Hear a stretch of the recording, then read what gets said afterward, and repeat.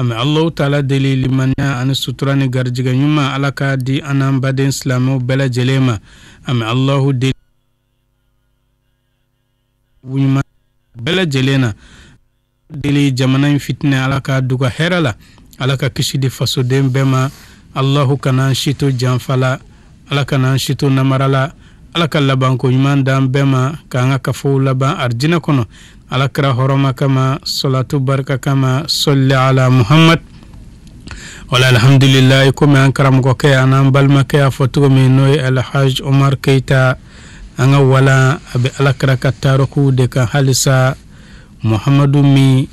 n'ale de baji ye danganda tɛ baji min na o la an ka walan tɛmɛnen an y'a yira k'a fɔ alakira sallallahu alayhi wa sallam tuma min na si bɛ san 35 Quraishiw o hitajira ka taa alkaba jɔli ma kura ye o tuma alkaba jɔra Quraishiw ka waati la ka alakira si to san 35 o tuma hajarul aswadu n'o ye farafinman ye o dali koɲɛw an da tɛmɛna o kan kuma nana ban ka bɛn alakira kan sallallahu alayhi wa sallam sabula ale de kɛra maa fɔlɔ ye min donna alkaba dafɛ o kɔfɛ an y'a yira kuma min alakira n'a si sera san 37 Allahu taala ye xaluwa diya ye n'o de a b'a yɛrɛ langolonya ka taa garu hira i kuluwo la a ye san 3 ɲɔgɔn kɛ a bɛ kaliwa la o tan kɔnɔna na o kuma an y'a yira a ye Allahu taala diya o san 3 in tɛmɛnen kɔfɛ kuma min a dafara san 40 net o kuma ye Allahu taala diya ka bɛn sunkalo dɔ ma a ka langolonya n'o y'a ka kaliwa san 3nan ye hira u kuluwo la i k'a dɔn Jibrila jiginna kan Allahu taala y'a ka nɛɛma shuru dugumakolo kɔ kan ni ka alakira bonya ni nabi ɲumanya ye sallallahu alayhi wa sallam ka bɛn sunkalo dɔ ma ka bɛn tɛnɛndonya dɔ ma sunkalo tile 17 ka bɛn tubabukalo le 10 août 610 o y'a sɔrɔ alakira si sallallahu alayhi wa sallam farafin kalo la n'an b'a fɔ o ma silamɛya kalo a si kun bɛ san 40 cɔyi ani kalo 6 ani tile 12 nka alakira si kun bɛ nasara kalo la n'an b'a fɔ o ma tubabu kalo san 39 ani kalo 3 ani tile 12 wala walan tɛmɛnen na an jora yan yɔrɔ in na o de la alakira sallallahu alayhi wa sallam Bukhari b'a lakale an ye ka bɔ an ba Aisha ka hadisa dɔ la ka fɔ fɛn fɔlɔ min n'o de daminɛna alakira ka cidenya la sallallahu alayhi wa sallam o de ye suko ɲuman ye alakira a kun tɛ suko foyi ye fo a k'a sɔrɔ o suko kana i komi sɔgɔmada kɛnɛ n'a y'a ye sufɛ cogo min sɔgɔma a b'a ye o cogoya la o kɔfɛ alakira xaluwa kanu nana don a dusukun na a kun bɛ bɔ dugu kɔnɔ ka taa xaluwa ka hira o kuluwo la fo k'a to nin lahalaya in de la tiɲɛ kumakan nana ma k'a to garu hira i kɔnɔna na n'o ye Jibrila ye Jibrila ale jiginna alakira kan sallallahu alayhi wa sallam sunkalo tile 17 ka bɛn tɛnɛndonya dɔ ma ka bɛn walaha tile ma tuma min na Jibril n'a jiginna alakira kan alayhi salam a nana alakira ma a ko iqra a ko Muhammad kalan kɛ alakira ye Jibrila jaabi a ko ma ana bi qari'in a ko n balimakɛ i k'a dɔn ne tɛ kalankɛla ye koyi o kuma alakira sallallahu alayhi wa sallam a ko Jibrila y'ale minɛ ni ka ale bisi a yɛrɛ kun na fo ale sɛgɛnna a y'ale bila a tilara k'a fɔ iqra Muhammad kalan kɛ alakira ko ma ana bi qari Jibrila ne tɛ kalankɛla ye koyi ne ma kalan o kuma alakira ko Jibrila y'ale minɛ tugun ni ka ale bisi fo k'ale sɛgɛn ka sɔrɔ k'a fɔ siɲɛ 3nan na ko iqra Muhammad kalan kɛ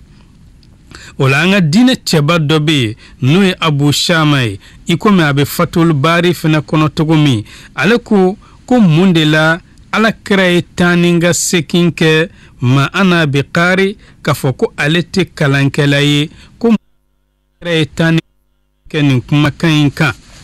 o kuma Abu Shama ale ko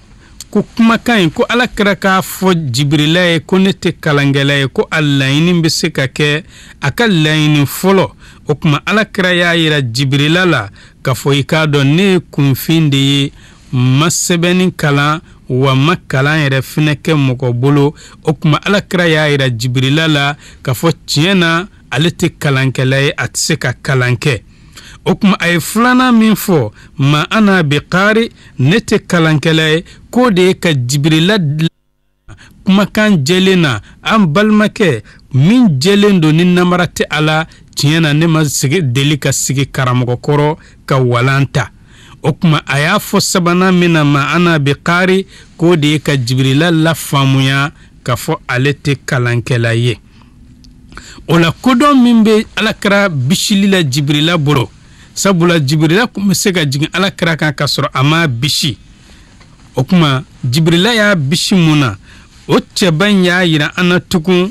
k'a fɔ n'i y'a ye Jibrila ye alakira bisi siɲɛ 3 fo alakira sɛgɛnna k'o de ye walisa alakira kun kana kɛrɛfilɛ walima k'a kɔfilɛ walima k'a miiri ka sogolaya ni fɛn dɔ ye min tɛ wahyu lamɛnli ye ani k'a yira alakira la fɛn min bɛna kɛ nin ye sɛbɛ de ye nin ye cɛsiri de ye o kuma i hakili ni dusukun bɛɛ lajɛlen koron ka bɛn a ma sabula doniw la giriman de bɛna d'i ma ni ka tila ka alakira lakunu k'a dusukun layɛlɛ k'a fɔ fɛn min bɛna kɛru i ka kumakanw la giriman don o de la hali n'i ye denmisɛnnin minɛ k'a yigigi ni fanga ye ka ci min fɔ a ye o tɛ bɔ a kɔnɔ nka n'i y'a fɔ a ye ten nɔ i b'a sɔrɔ a t'a jate i komi i y'a minɛ k'a yigiyigi cogo min ka ci fɔ a ye o kuma ko nin de kama Jibrila ye alakira bisi siɲɛ 3 ni ka sɔrɔ ka kumakan fɔ a ɲɛna a sɔrɔla k'a fɔ a ye sabanan in na sa iqra bismi rabbik Muhammad kalankɛ ni dabama tɔgɔ ye allazi i dabama min khalaqa n'ale de danfɛn bɛɛ lajɛlen da khalaqal insan ni ka adamadenni nɔniya da min alaqin ka bɔ ji nɔgɔnɔgɔ la iqra Muhammad kalankɛ wa rabbukal akram ni mabayin min ye lamɔlima ye ni o mabayin tɔgɔ ye allazi i maba min allama bil qalam n'ale de adamadenni ladɔnniya sɛbɛnni na allama al insan ay adamaden ladɔnniya fɛn na ma lam ya'lam adamadenni tɛ fɛn min dɔn o kuma mina Jibrila n'a jiginna alakira kan ni nin kumakan ye alakira sallallahu alayhi wa sallam a seginna a bɛ ka taa so a tugukundaw ani farikolo nin bɛɛ lajɛlen bɛ ka yɛrɛyɛrɛ fo a nana don an ba Khadija kan kuma mina sera a bɛ k'a fɔ Khadija ma zammiluni a ye birifini birina a ye birifini birina kuma mina n'u ye birifini biri a la ni siran taara ka bɔ a la o kuma alakira sallallahu alayhi wa sallam a ko Khadija ma Khadija mun de bɛ ne sa komi y'a sɔrɔ garo hira i kuluwo kɔnɔ o kuma a y'o lakale Khadija ye Khadija o kuma mina n'a ye kumakan in lakale Khadija ye alakira sɔrɔla k'a fɔ Khadija ye a ko qad khashitu ala nafsi a Khadija i k'a dɔn ne Muhammadu sirannen don n yɛrɛ kun kan dɔnnikɛlaw y'a yira k'a fɔ alakira sallallahu alayhi wa sallam a ko Khadijatu ma ko ne sirannen don n yɛrɛ kun na o kuma siran in yala siran sugu jumɛn de don Jibrila jiginna alakira kan a siranna siran min siran sugu jumɛn de don yala ani anw ka jitoya siran ye kelen ye wa ayi alakira sallallahu alayhi wa sallam ale bɛ siran fɛn kelen pe min ye o de ye a dabama ye n'o ye kamana gan masa ye n'o ye Allahu ye o kuma an ka diinɛ cɛba dɔ bɛ n'o ye Ismailiyu ye ale ko alakira siran min kɛra a la tan nɔ ko nin siran in de ye sabula dɔnni lakika kun mana alakira ma fɔlɔ o kuma mɛlɛkɛ min jiginna a kan ka bɔ Allahu taala yɔrɔ alakira a siranna yala nin ciden in bɔra ala yɔrɔ de wa walima sitanɛ de don o kuma alakira siranna a kana kɛ jinɛ sitanɛ juguw ye sabula ale bɛ ka ma in de ɲini ma min ni o de ka kan ni ɲinini ye o kɔfɛ alakira ka siran dɔ ye jumɛn ye tugun a gɛlɛyara alakira ma n'a fɔra k'a fɔ nin ye Jibrila nalen ale ma Allahu Taala ka danaya dara ale kun danfɛnw kana n'a fɔ ale ma k'ale fatɔ ye n'a fɔra ale bɛ ka danba maɲi ka cikan lase a bɛ ka fɔ ale ma k'ale fatɔ ye o kuma alakira siranna o yɔrɔ de ɲɛ o kuma alakira siran a ka siran dɔ ye jumɛn ye tugun alakira siranna a kɛtɔ ka Allahu Taala ka cikan lase mantonw kana na tarabaso a kan ni k'a faga a kana na Allahu Taala ka cikan tɛna se ka dafa o kuma siga t'a la alakira danfɛn de don farikolomafɛntigi de don a ka fisa ka tɛmɛ danfɛn bɛɛ kan nka bɛɛ lajɛlen bɛ siran ni i bilara ci la i ma fɛ e ka fatu ka sɔrɔ i m'o ci dafa o kuma i k'a dɔn o siran fɛnɛ nana alakira la ani danfɛnw bɛna tɔɔrɔ min kɛ a la a kana na jɛgɛn ka bɔ Allahu Taala ka diinɛ laseli ma o kuma alakira siranna ninnu ye ani danayaw la belebele min bɛna da ale kun sisan est-ce que ale bɛna se k'a di i komi Allahu Taala y'a ɲini cogo min wa o kuma alakira ka siran yɔrɔw filɛ nga ene ne be siran waranya toko mi ka boli o jitoya te alakira sallallahu alayhi wa sallam ale te siran fuye ni Allah Taala yɛrɛ dɔrɔn pete o kuma alakira ko Khadija ma ako Khadija e ka dɔn ne yɛrɛ kɔni ma se ka foyi faamuya n ka kow la alakira ye Khadija ladɔnniya fɛn min n'o kɛra la garo hira ila a ko ale sirannen do a yɛrɛ kun ye danaya min ni a bɛna di ale ma est-ce que ale bɛna s'a kɔrɔ wa walima a tɛna s'a kɔrɔ wa ale sirannen do a ka se ka danaya in lase a dicogo ɲuman na a bi komi ni masakɛ dara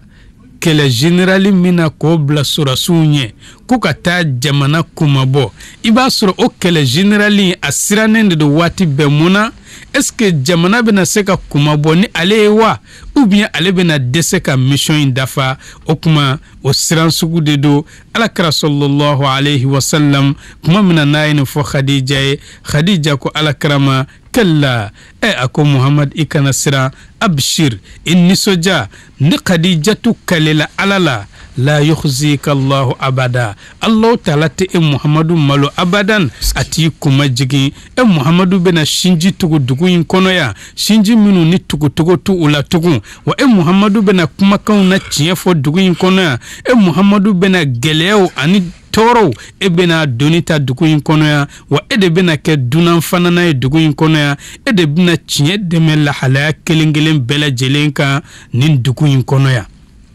o kuma nin muso barikama de ka kuma ye min bɛ a furu kɛ ɲuman k'a dusukun salo kuma min na ni kamana gan ni kunnasiri nana a la o kuma a ɲininen do furumuso ɲuman bɛɛ lajɛlen ka kɛ nin lahalaya in de la o de la Sheikhu Fazazi ko hawa kulla majidin lilwara wa jalala ako alakira sallallahu alayhi wa sallam ni ye bonya ko bɛɛ lajɛlen fara ɲɔgɔn ka diɲɛ ani lahara alakira y'a bɛɛ lajɛlen kafo a ka mantonw ye ani danfɛn bɛɛ lajɛlen ye wa jaa bi ayatin Muhammadu nana ni ayaw ye n'o ye kabakow ye mahatukulla qala o ye kalon kuma kelen kelen bɛɛ lajɛlen touché ka bɔ yen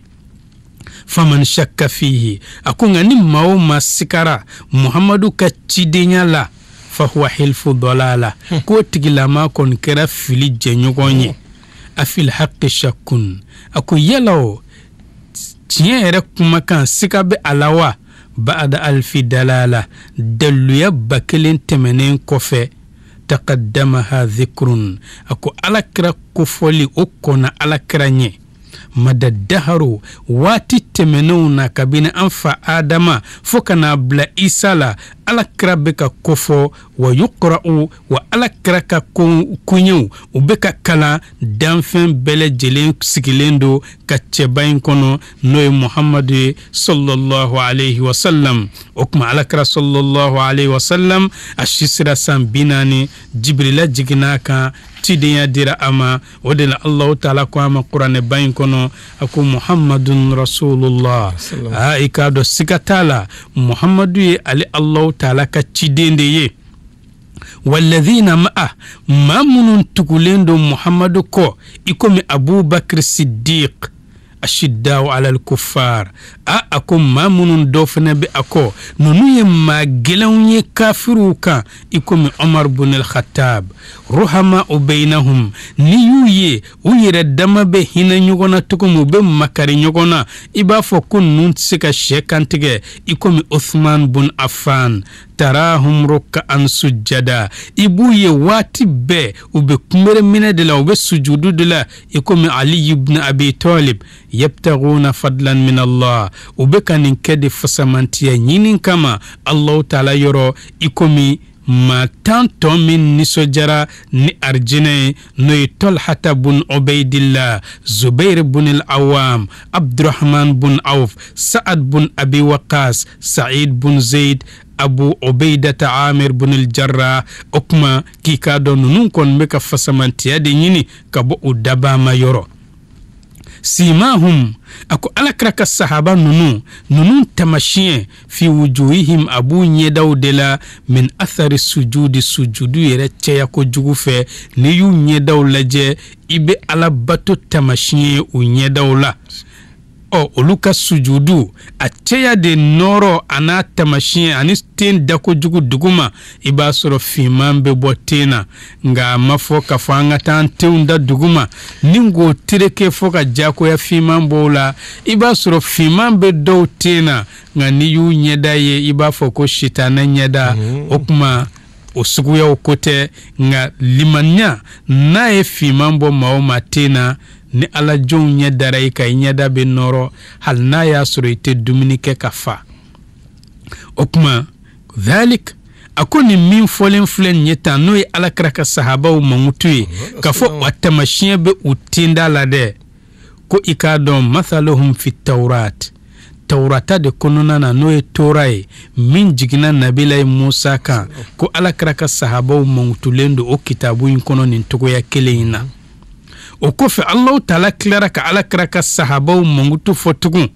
linjila kono ako wal injila ako ala kraka sahaba an ala kraire mangutu linjila kono ke zar'in ko ala kraire bi komi senefen mi nishi nyumando ni yo dadukuma kolo nyumana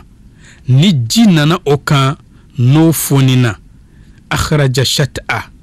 o senefen aba jolobo okore Muhammadu aleka chidenya a jolo bora ni jonye bi Abi Bakr Siddiq sabula ma fulo min limanyara alakra la sallallahu alayhi wa sallam tawla ninga klaka alakra deme ka klaka bo ka alakra deme ka juku kele okuma ode Abu Bakr okuma shinyumai a jolo bora ni Abu Bakr fa azara ikado kuma mina jolo in bora anana yakoyaya ni jonye ni Umar ibn al-Khattab sabula ale alakra demena kam pamuru ane aka kalabiyo ye fastaghlaz okuma o jolo kuma mina na yakoyara ninga fanga do ala anana giriya ninga uyireke ni jonye ni Uthman bun Affan kan nafoloye okuma fastawa ala suqi o joloin anana kenfen sinya asina kolokan bulu faraw ni bulu nana bwala ka fan bele jelen datugu danfen be dona sumakoro ni jonye bi Ali ibn Abi Talib nale kampamuruye odela bela jelen ba jatemine ma chaman ba jatemine kafo Ali kampamuru kunye ma kuntigen pamuruye la Ali kampamuru kunye defense tam pamuruye sabul ala krako ni Khadija kan nafulo kunte ani Ali kampamuru nin dine kunte wuli jamana shitse ka jo iyere kuna madama itse iyere koro balola okuma nisira iyere koro balola hakli sigite o jamana in kono abadan natse ka iyere defensita ni juku nyete fendola ube siraminye ube na bi auka ka aka balo na aka nafulo bentaraki okuma ni juku willa nu nyeshina n'u ye ale kan pamuru ye u b'u sɔn minɛ o kuma ale kan pamuru ale de diinɛ in tanga o kuma Allahu taala ko nin ye alakira ka sahabaw mankutu de ye linjila kɔnɔ ko sabula sahaba ninnu u bɛ daminɛ u fitininw don u ka dɔgɔn u bɛ to ka jidi ka caya dɔɔni fo u bɛna caya i komi sɛnɛfɛn bɛ bɔ cogo min dugumakolo kɔrɔ i b'a sɔrɔ a bɔ don a fitinin don tile 10 ni nana i b'a sɔrɔ dɔ farala kan kalo 1 kalo 2 kalo 3 i b'a sɔrɔ a yɔrɔ bɛɛ lajɛlen fa o kuma ko alakira ka sahabaw bɛ taa nɔ fɛnɛ de u bɛ ɲɔgɔn yamaruya ni wale ɲuman ye ni ka ɲɔgɔn fatanti ka bɔ wale cɛjugu ma a ko o sahaba ninnu o misaliya halisa yu'jibu zurra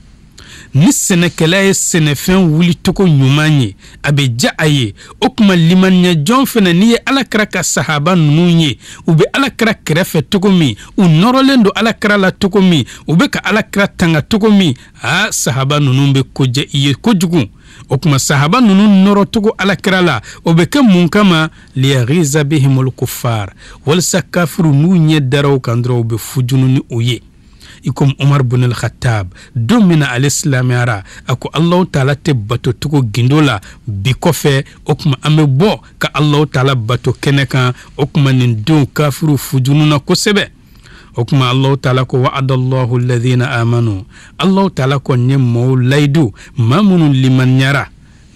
wa amilu solihati ni ka tila ka baara ɲuman caman kɛ minhum magfiratan wa ajran azima ka bɔ olu yɛrɛ la yafa caman na ani saraw la belebele n'o ye arijinɛ an bɛ Allahu deli ala ka an nafa ni nin sahaba ninnu bonya anu hɔrɔma ye ka an fara u ka arijinɛ kɔnɔ amin qad faza man bi rasulillahi مقتديا أقواله كله للخير إلى ذلك صلى الله عليه وسلم أكمام الله تعالى دل على كان كنيرو تقوي ما منو يوسف على كرك كما كانوا نونا نينغا كلاك على كرال لدغي صلى الله عليه وسلم ودل anga chidem bilbilinko aka kuma kan dola aku danfon be awma ninga sahaba wiye aka na sahaba nunu mine ku ke banamene ni fenye ka fo aw be fiye do ta ka se uma sabula ma ni ye sahaba nunu kanu ne Muhammadu de kanu ba to ibe sahaba kanu wani ye sahaba nunu juguya ne Muhammadu de juguya ba to ibe sahaba juguya wa ma ni sahaba juguya ikado iye ne Muhammadu juguya ni ye sahaba toro iye ne Muhammadu toro ni mami ne Muhammadu toro iye Allah taala toro ni mami Allah toro ala be surunya ko tigila ma mene ko nyangata kabini duguma kolo in kokanya o kuma ame Allah taala deli sahaba nunu ala ko kanu do andu sukuna sabula ni ma ko karsa ko kadni nta fekanya iko nga a iga kalande min fle ni wati be ika gafa ba bolo na te faraila ne ba fe ko gende o kuma no karanga janye bina o tigila mogo ti fe to shila o tigila ma ba fe de ka ika kalande faraka boila walsa ka fere ima o kuma ame Allah taala deli ala kanga sahaba kanu baye mauma ni sahaba kanu sikatala ebe ala krafe mauma ni sahaba komandi sikatala ete ala krafe ame ala deli ala kananye o jamakulula o kuma Allah taala ay ala krana ka sahaba mungutu sisan Qur'an bayin kono Taurata ani Linjila la ola anga segi anko anga sharia gafa do laje no an-nurul khalid okma le ba yira ana ako ala kraka sahaba do dondo ay nyiningali ke ala krala sallallahu alayhi wa sallam ako yala fen folo jumende daminena Muhammadu ka cidenyala ala kra sallallahu alayhi wa sallam ako otigila mogo may komi Qur'ane ba fotugo mi ala kra yɛrɛ ka kumakana ako ana da'watu Ibrahim wa bushra Isa ibn Maryam ako ne Muhammadu ye Ibrahima ka duwawu jaabilen de ye ani Isa ye nisɔnjali kɛ ni cɛ min ye k'a benale ne Muhammadu yo ye o kuma ala kra ye nin kumakan fɔ i komi Qur'ane b'a wala an ye cogo min Ibrahima ko suratul Baqara la aya 129 wab'ath fihim rasulan minhum ala n b'a ɲini fɛ i ka cidon dɔ ci ka bɔ larabuw yɛrɛ la danfɛn bɛɛ lajɛlen ma yatulu alayhim ayatik o ciden in be Allahu taala ka ayaw kala o kan wa yuallimuhumul kitaba a bɛ tila k'u ladɔnniya sɛbɛnni na wal hikmata ni ka tila k'u ladɔnniya sariyadenw na wa yuzakkihim a bɛ tila k'u saniya ka bɔ u ka junubuw la innaka antal azizul hakim e de ye yagalaboya masa ye e de ye kirikilennen masa ye o kuma ko nin duwawu in jaabira ale Muhamadu de kan o kɔfɛ Allahu taala ko kitabu ba in kɔnɔ n'o ye kuranɛ ye Isa ka nisɔndiyali la tuma min na Isa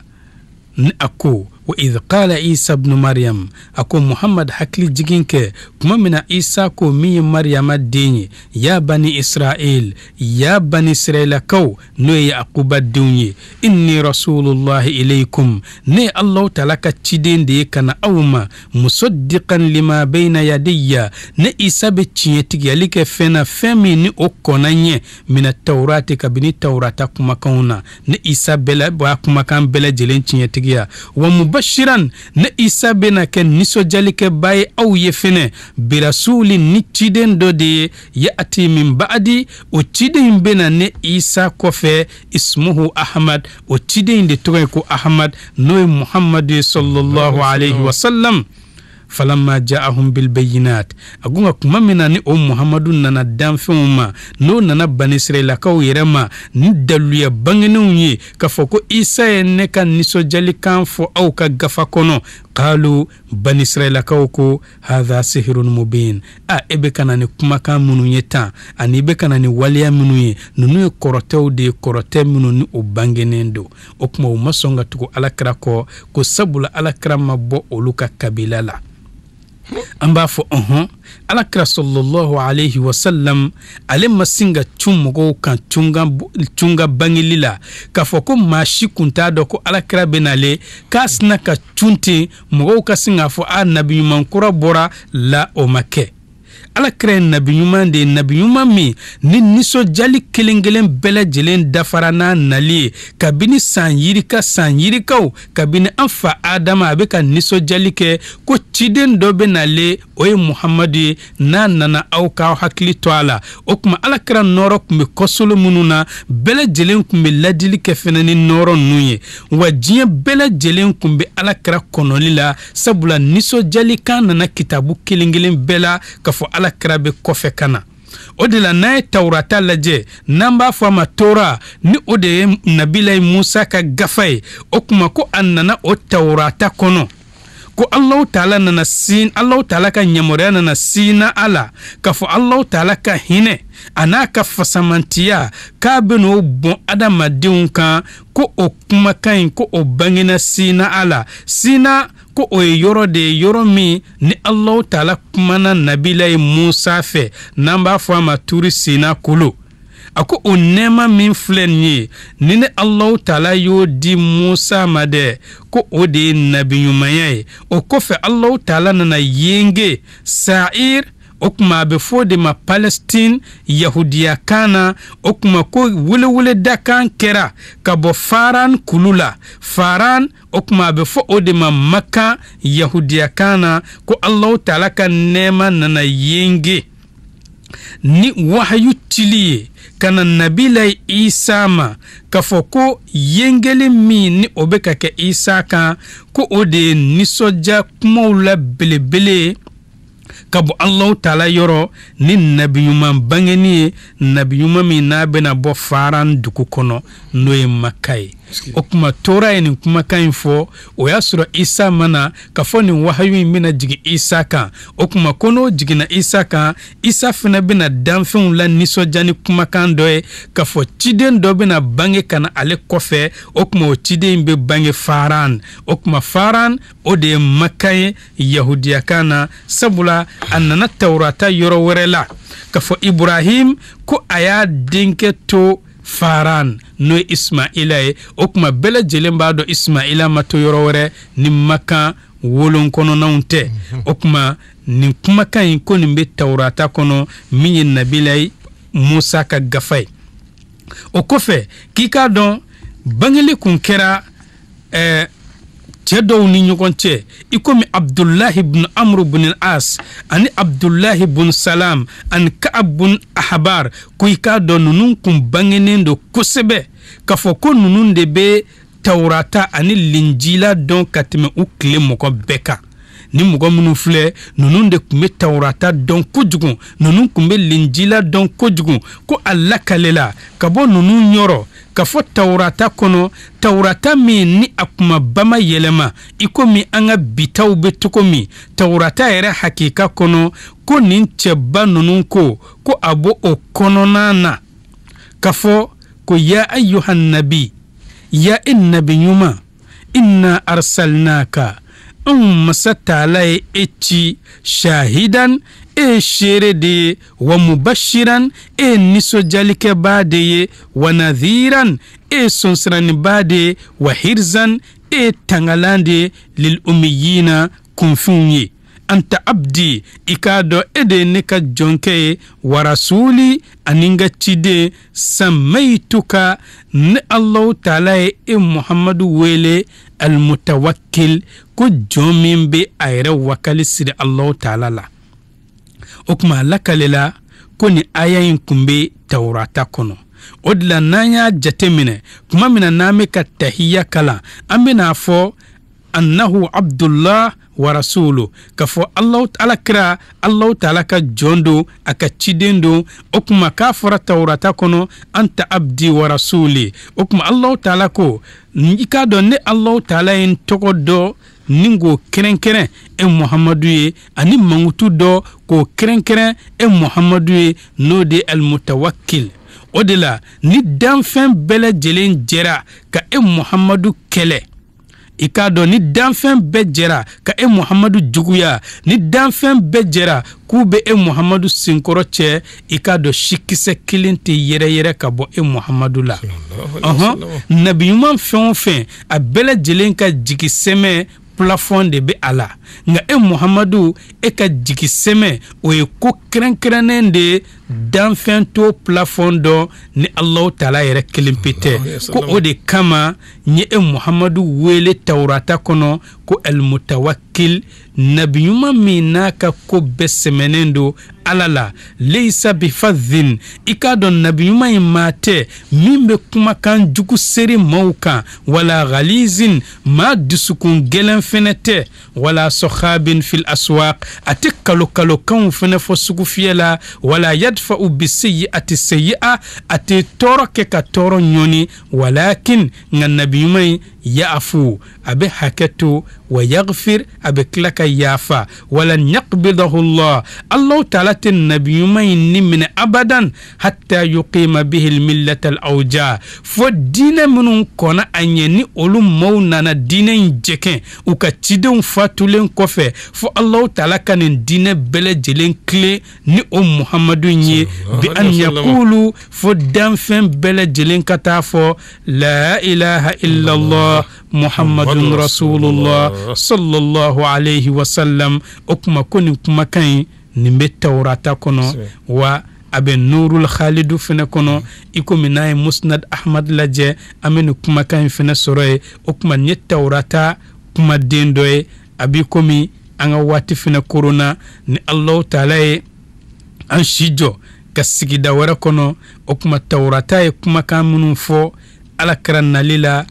Linjila n'o ye Bibulu ye olu fɛnɛ ye kumakan min fɔ Alakira nali la o kuma an b'an da don o damadɔ la ka sɔrɔ ka tɛmɛ ni walan ye sabula Alakira sallallahu alayhi wa sallam san 40 dafara cikan dira ma an bɛ Allahu taala deli an bɛ min fɔ Ala k'an ni sababa bɛɛ Ala k'a kɛ an ma arjina sara ye Alakira hɔrɔma kama salatu barika kama salli ala Muhammad wassalamu alaikum wa rahmatullahi wa barakatuh Muhammadu nurul huda man jana mubashira wa da'iyan wa munzira لذي الحجام مذاكري صلى الله عليه وسلم mal maslamo ninkuni ankana mo Suleiman Traoré kan kiraba inka dangan kunala dangan minni abaiti jafiu ala ka men klo dama ala ka nige do ana shewre amata nay wassalamu alaikum دعوة إبراهيم